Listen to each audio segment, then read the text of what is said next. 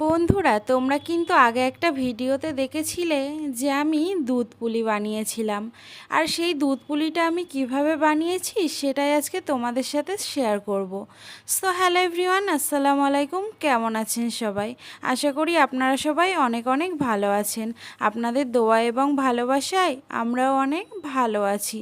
প্রথমেই কিন্তু আমরা নারকেলগুলো ফাটিয়ে নিয়েছিলাম।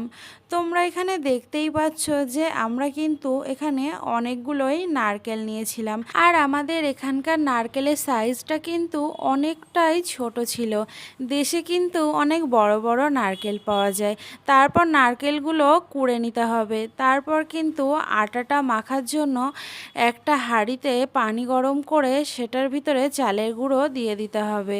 তারপর কিন্তু চালের গুঁড়োটাকে এইভাবে ভালোভাবে মাখিয়ে নিতে হবে। এটা কিন্তু গরম অবস্থায় করতে হবে। তারপর কিন্তু আমাদের ওটা হয়ে যাওয়ার পরে এখানে নারকেলের পুরটা তৈরি করে নিতে হবে। প্রথমেই নারকেলের পুর তৈরি করার জন্য কিন্তু আমরা প্রথমেই কিন্তু কড়াইতে গুড় দিয়ে দিয়েছিলাম। তারপর নারকেলের গুঁড়োগুলো দিয়ে ভালোভাবে মাখিয়ে নিতে হবে। তোমরা কিন্তু দেখতেই পাচ্ছ নারকেলের পুরটা কিন্তু আমাদের পুরো রেডি হয়ে গেছে। তারপর যে আটাটাকে ভালোভাবে মাখিয়ে রেখেছিলাম সেটাকেই কিন্তু এইভাবে বাটি মতন করে নিয়ে ওই বাটির ভিতরে কিন্তু নারকেলের পুরটা ভালোভাবে দিয়ে দিতে হবে। তারপর হাতে হালকাভাবে পানি নিয়ে সেটাকে ভালো করে আটকে দিতে হবে। এটা কিন্তু খুবই ভালো করে আটকাতে হবে, নয়তো কিন্তু ভাপ দেওয়ার সময় খুলে যেতে পারে। ভালোভাবে মুখটাকে আটকে এইভাবে আটকে দিতে হবে। আমাদের কিন্তু একে একে এইভাবে অনেকগুলোই পিঠে তৈরি হয়ে যাচ্ছিল। তারপর কিন্তু আমরা এগুলোকে ভালো করে ভাপ দিয়ে নিয়েছিলাম। তোমরা দেখতেই পাচ্ছ এগুলো কিন্তু ভাপ দেওয়া পিঠা।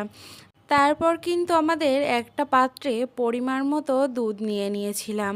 তারপর ওই দুধগুলো গরম হয়ে যাওয়ার পরে আমরা কিন্তু ওখানে তেজপাতা আর এলাচও দিয়ে দিয়েছিলাম। তারপর কিন্তু কিছুটা পরিমাণে গুঁড়ো দুধও অ্যাড করেছিলাম যাতে একটু ঘন হয়।